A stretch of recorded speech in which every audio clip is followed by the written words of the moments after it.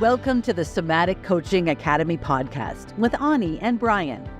Join us as we explore the art and science of trauma-sensitive somatic practices and tools to strengthen your practice as a coach, therapist, or holistic professional. Master the art of motivating even the most challenging clients when you'll understand how to tap into and unlock your client's complete holistic intelligence. If you want to learn the most cutting-edge, research-supported skills for personal and professional mastery, you've come to the right place. Let's get this conversation started.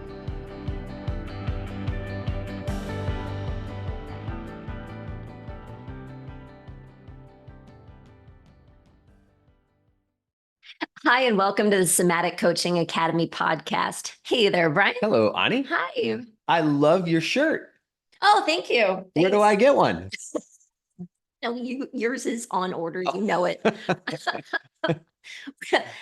is like my new uniform. This is so cozy. We just opened a swag shop over at the Somatic Coaching Academy. I've got all my stuff, actually. I've got my stuff. I love being in my window mug. And I've got my, oh wait, I gotta show my back for those. You're representing here. Oh, the back, hashtag get centered, course centering logo back there. Yeah.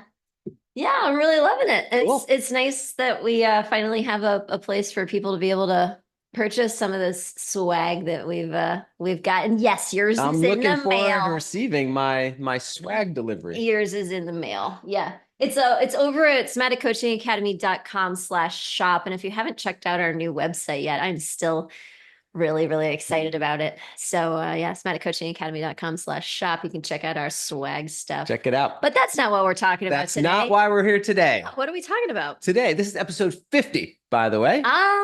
We turned 50. I'm 50. Turned 50. And so our topic for today is how coaches and leaders can identify the sly disguises of resistance to change.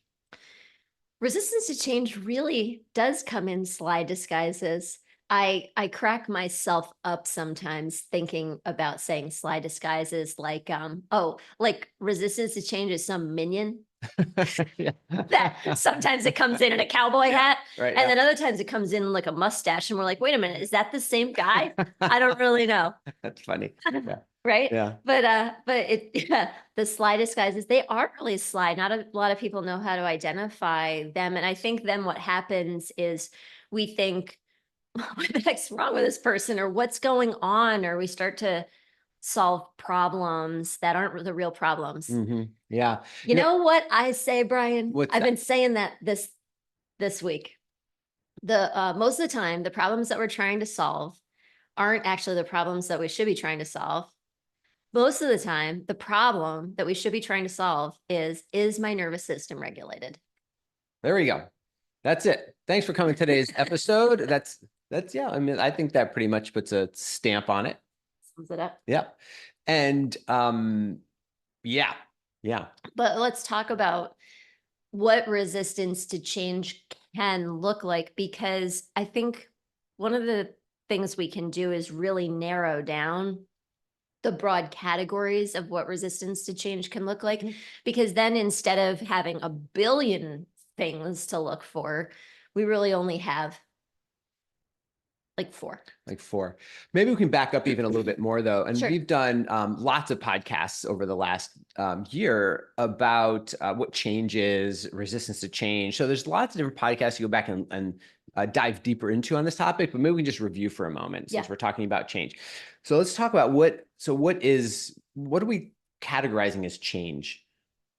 Like changing my underwear? Changing my shirt, changing my that wasn't actually the direction it's going in my head. And when you said that, it's just really like, wait, okay, let's define change, right? So let's define change. So how are we talking about change? Well, we're at the Somatic Coaching Academy. And so I'm assuming that we're talking about change in some relationship to coaching.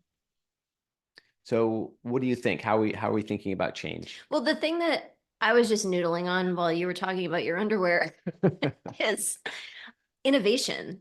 So whether it's something, whether we want to call it like an ambition, like I want to change my habits, or I want to change my outcomes or my results, or I want to change my relationship or my health or my money.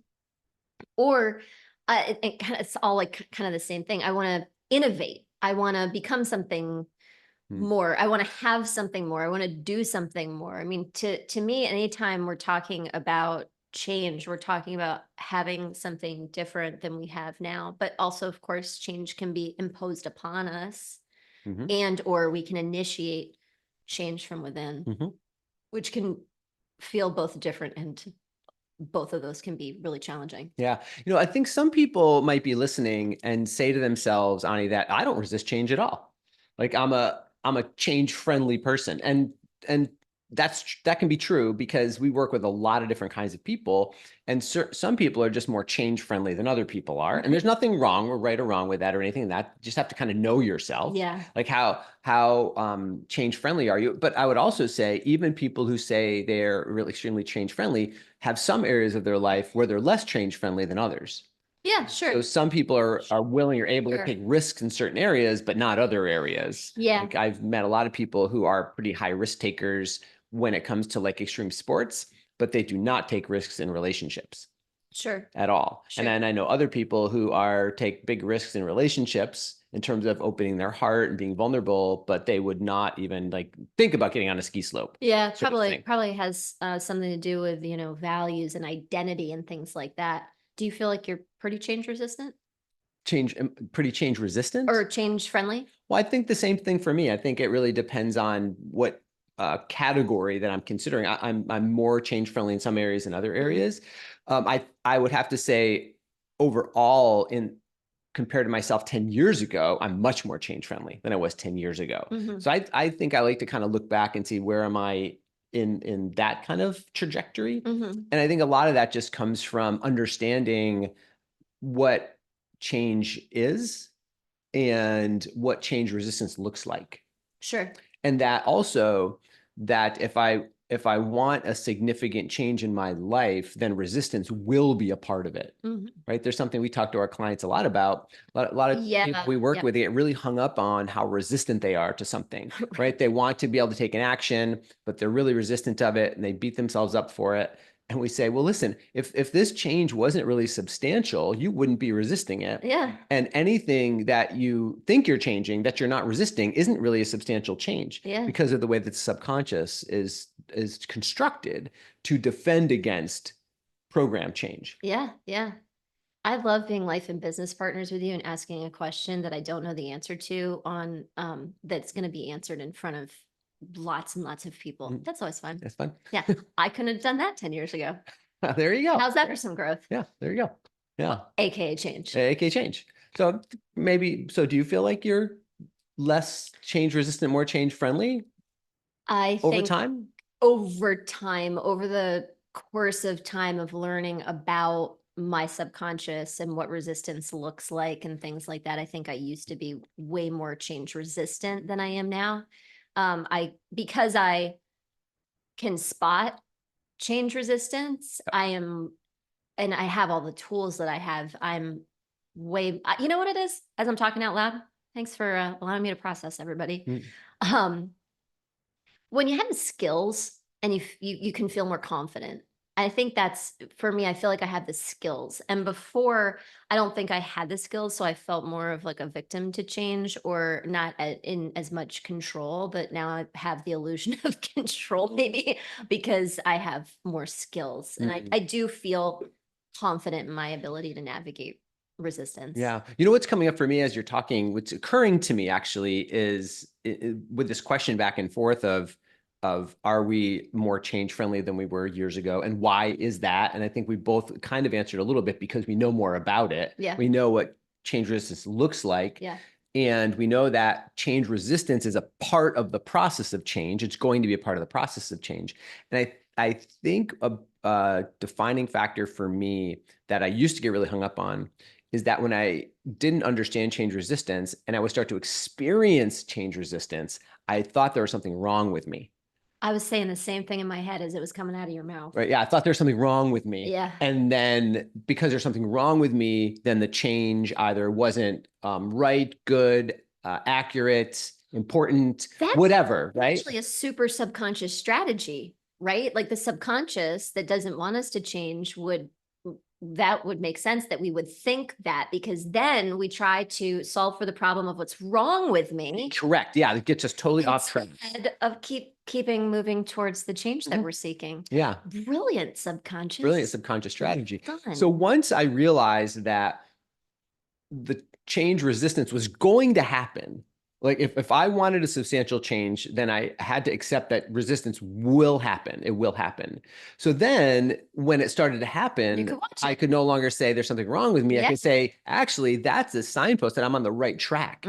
Because if I'm experiencing resistance, it means that I'm going to actually change something substantial. My subconscious doesn't like that. And once then I began to identify the sly disguises of how resistance to change would show up, then I can start looking for them ahead of time and saying, okay, so I can actually kind of predict that that's going to happen, that that's going to come up for me. And it becomes a signpost on my way to change rather than a danger sign telling me to turn back. Yeah, it's like the evidence of your success rather than a sign that you should stop. Yeah, but you've got to know those sly disguises. Yeah, it's really important. It's really important. And we see this show up in our students and our clients who even have studied with us to be talking through, is this an enlightened opportunity? Is this something that I want to do and I want to take advantage of? Like, what's happening here? And then to be able to help them to identify, oh, that's resistance to change at play. I mean, I'm just thinking about one. I have a few in my head, but I'm thinking about a group program we were running this week where we had a number of people on the call recognize that they were in confusion. And confusion is a sly disguise of opportunity. You mean of change? To change, right? Yeah, sorry. I'm so used to saying sly disguise of opportunity. Yeah. Confusion can be resistance to change. And so it was so great how it happened too, because it's a group program. So one person had something coming up and they're like, I don't even know what to do. I'm not really sure I'm on the right path. There was like this lack of clarity. It was like a cloud over them kind of thing. And I was able to identify, it looks like you're in confusion, to which she was able to say, yes, actually, I'm in confusion. And when we then brought up that, well, confusion is a change resistance in disguise, then some other people were able to identify that some of the things that they were thinking or talking about on the call also, and we started to see hands and like, me too, like that's exactly what's happening with me. Oh my gosh. It's not that something's wrong with me or this isn't another problem I have to solve. All that's happening is this is resistance to change. What? Which is a signpost on the way to actually creating something new that you want. Yeah, confusion's a really good one, and it can be challenging to spot for ourselves. Sure, yeah, because we become confused. It's literally like a veil gets kind of, a hood kind of gets pulled over our eyes, and then we really can't see anything at all. Maybe we back up just a little bit more though and talk about how confusion kind of fits in with resistance to change, because we've done a couple of podcasts about the trauma responses, the 4 F's of trauma responses, which are kind of baked into our nervous system. Now, most people know something about, probably if you're here listening to us on this podcast, you know something about the 4 trauma responses, the 4 F's, right? Fight, flight, fawn, and freeze responses. And so why do we come back to those? Well, those are 4 responses that are wired into our nervous system. Actually, I would actually say hardwired into our nervous system as 4 protective responses for survival. Yeah, they're important for survival. And it's not just humans. Mammals have all 4 of those. Reptiles don't have all 4 of those. They have, that's they have interesting. 3 of those. You always have interesting but not 4 limits, of those. so which one don't they have? They don't have the fawning response. Oh, well, that makes sense. Because reptiles don't have a ventral vagal pathway. They're cold-blooded? They are, yeah. They only have a dorsal vagal pathway. Oh. Exactly. I was trying to make a dad joke, but it's actually, but it was a true dad. Okay. Exactly. I think dad jokes actually have to in some ways be slightly inaccurate anyway. Yeah. Research around that. Oh, well, I'm not a dad. So here's the thing. I can make up some jokes about that too. Anyway, So we have those 4 responses: fight, flight, freeze, and fawn. And so these are wired into the nervous system. So it would make sense then that all of our sly disguises of change resistance are going to kind of fall into one or multiple of those buckets of those things. So if you know that ahead of time, then you can start looking not for the extreme versions of those things, what that show up in trauma, really. Right. You know, in trauma, you're really seeing the extreme versions of those things. In change resistance, we see more subtle versions of each of those things. And confusion falls into that kind of that freeze bucket. So when the system begins to really slow down and shut down, then cognitive processes can get very cloudy and laborious and molasses-like, and then we're just not sharp, and then we're just not seeing and putting things together, and that's confusion. Yeah. I'm just remarking for myself here how, again, important the trauma sensitive conversation is. And there's plenty of people out there who are like, I don't understand why I would even want to enter into this conversation. But if you're a person who helps people to improve their lives in any capacity, whether you're a coach or whether you're a, a manager who wants to help somebody to, for example, be more motivated at work. I mean, this is another reason why that conversation is so important, because it's not just that we're talking about what do we do about trauma and the fact that 90% of people are walking around with traumatized nervous systems. It's that as humans, we evolve and grow and want to do stuff. And in order to do stuff, we need to understand how our physiology works. And that's actually the same conversation. Yeah. So it's an organizing function to really understand why humans don't change, aren't motivated, energized, excited to whatever, innovate, have what they want to have, do what they want to do, and all that stuff. Yeah. So that freeze bucket, confusion, is a very, very common one there. It's very common. Yep. Another one in that bucket, kind of a sly disguise that I see, is just lethargy.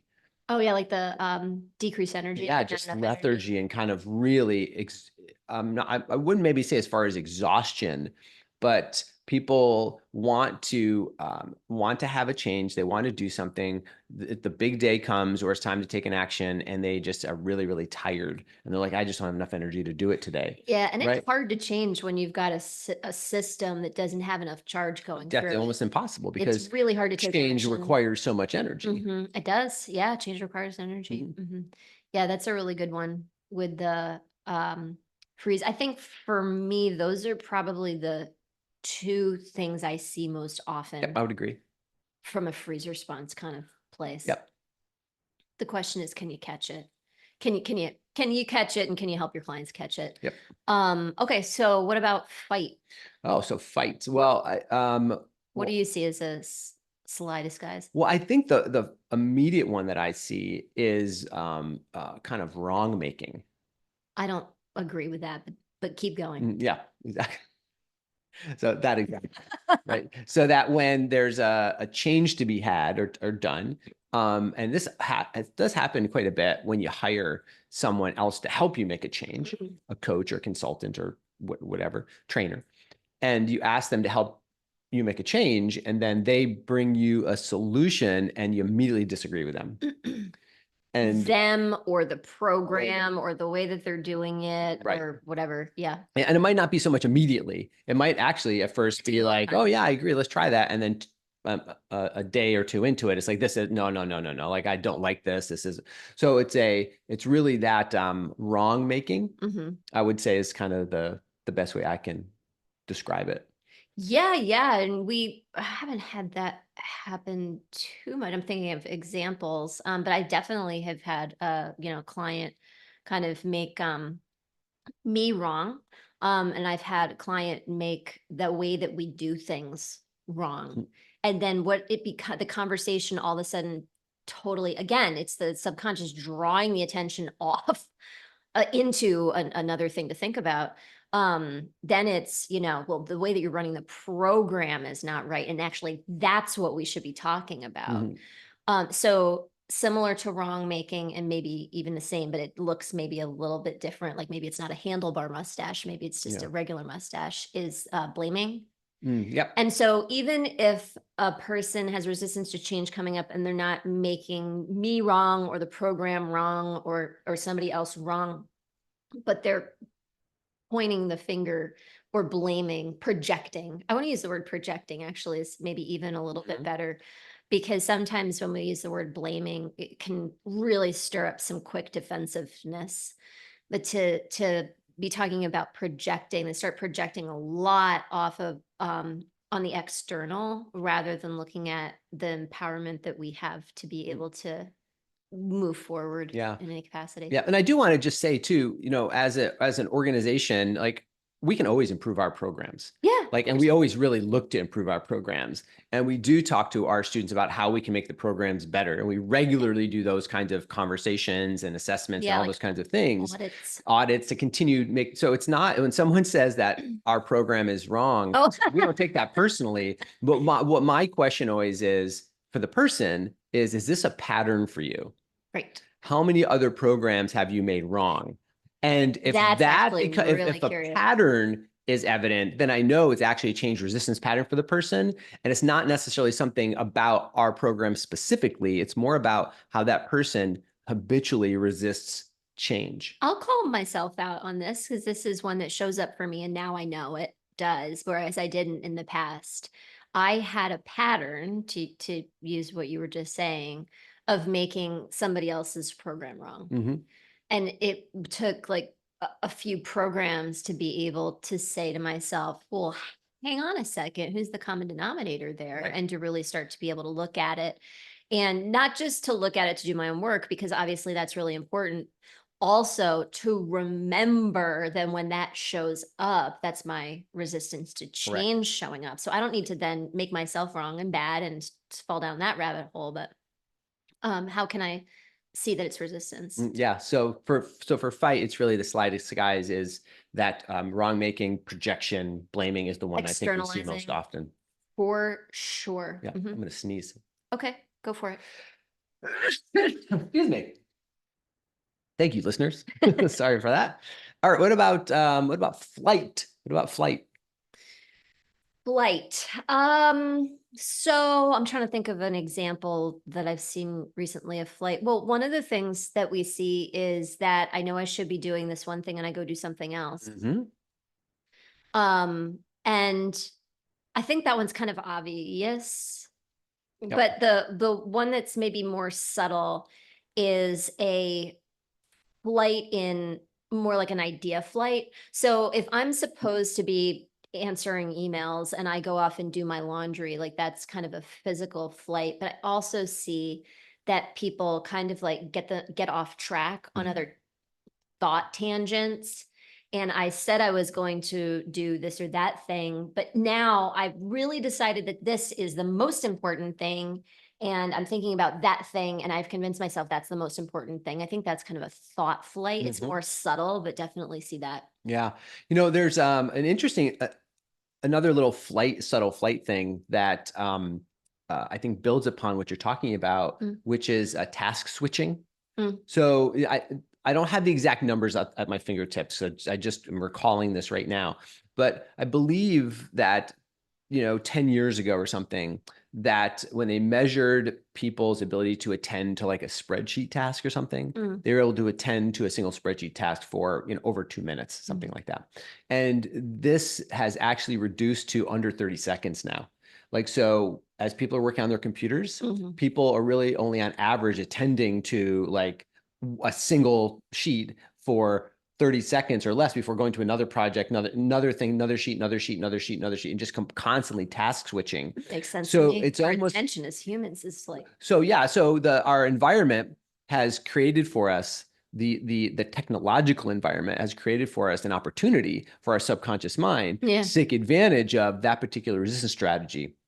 100%. to keep switching from thing to thing to thing to thing to thing. Yeah. Right. And it could be like, oh my God, I've got a great idea for another project. And you just jump off the thing you were doing and you start another project. Oh, but then I have to look this up for that project. Then you're on another page. And then pretty soon you have 1,800 tabs open on your computer of all the things you've been searching. And then 2 hours later, you're like, oh, what was I doing 2 hours ago? Oh, now I guess I ran out of time to do that project. I think what you're speaking to is a real testament to how much we've evolved in the external world and how little we've evolved in the internal world. Some texts would say that our real task going forward in the next whatever amount of years is to evolve in ways internally that we've been able to evolve in ways externally. There's nothing technology is going to be able to fix for us on that regard. It's our capacity to really have the internal fortitude or whatever it is to be able to, that's a big deal. Yeah. So flight is typically some avoidance kind of behaviors, whether they're large or small or task switching and those sorts of things, I think are the subtle signs that I would notice for the flight challenge. For sure. I'm just thinking about a client who really wanted to leave their job and start their own thing. And it was like they just constantly found this other project to attend to, whether it was a family thing, the kid thing, a health things, friends thing. There was always something else to attend to. And it's kind of a classic flight strategy. Yep. Okay. How about fawn? So fawn's our last category here. Yeah. For me, fawn is the hardest to detect. How about you? As far as which one's the hardest to detect? Well, yeah. Is fawning hard to detect for you? Or is that kind of easy? I don't think for me personally, it's any more challenging to detect than the other. Fight's the easiest to detect for me. I know that for sure. But I think flight, fawn, and freeze are maybe kind of equally. Okay. Yeah. For me, fawning is the hardest to detect. Why do you think? Because I love to be complimented and things like that. I mean, just to be honest, it's probably why it feeds into my own stuff, which I bring up because as a practitioner, I think it's really important. The more we know about ourselves, the more we can help other people with whatever they've got going on. And so understanding where, our patterns are tickled, I think it's great. So I think that is, and I also, it's not just that I like to have my ego stroked. I do, but I get caught up in the oh, this is so good, or that's so good kind of energy. And I could just get caught in a whirlwind of how much fun that is, and then forget that we're spending the session doing that instead of really confronting whatever it is that the person wanted to do or change. Right.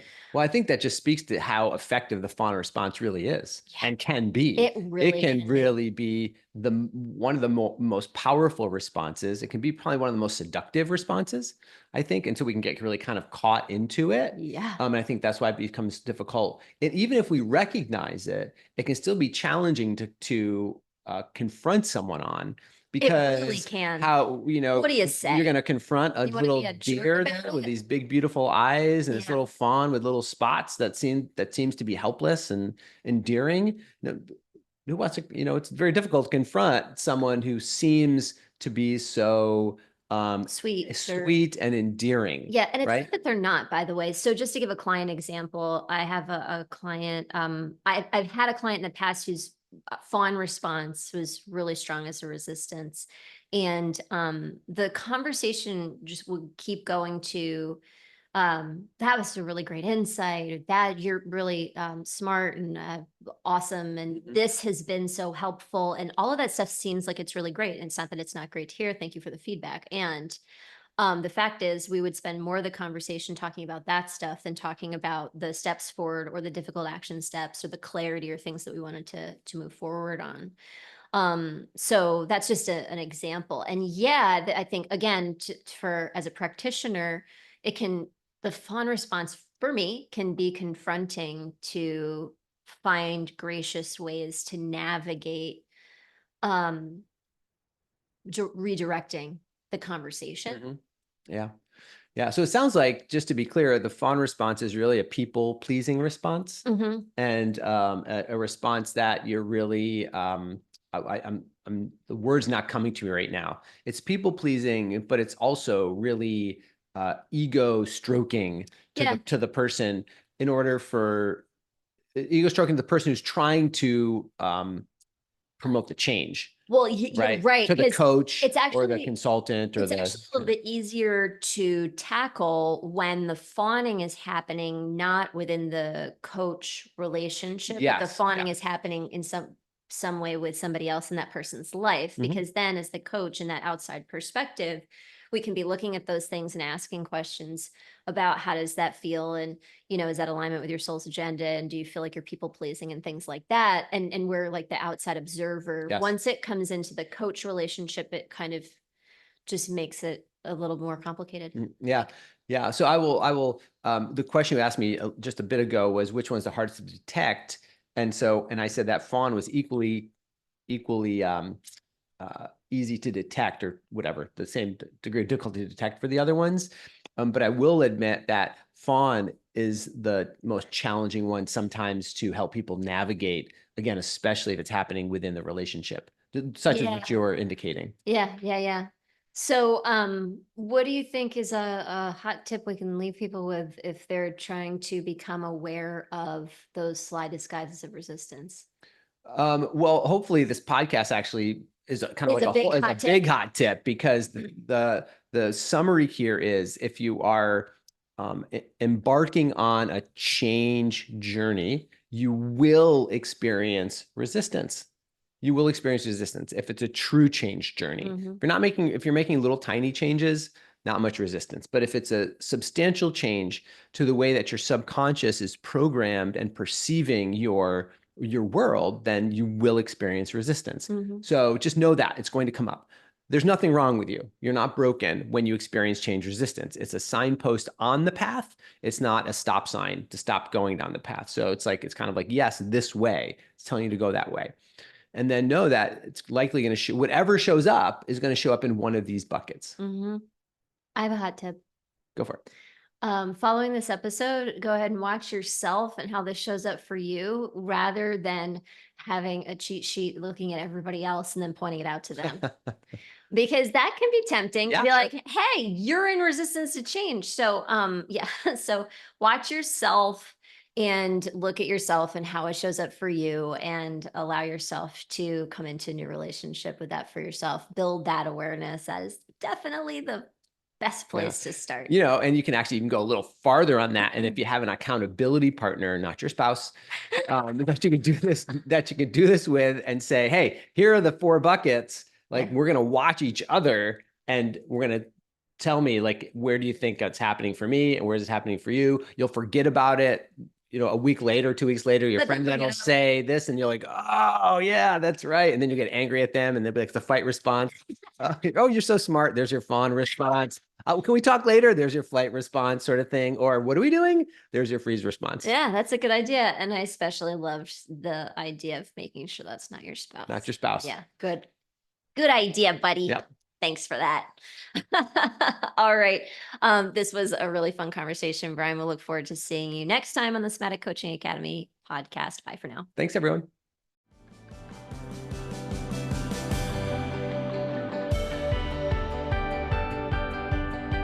Thank you for listening to this episode. We hope that this conversation will help you improve your practice and change the way you think about your work, your clients, and yourself. Continue your exploration of trauma-sensitive somatic coaching by listening to more podcast episodes at somaticcoachingacademy.com. You could be the trusted guide that people turn to help them with their most challenging situations and to reach their most precious goals. Thank you for joining us. We'll see you next time.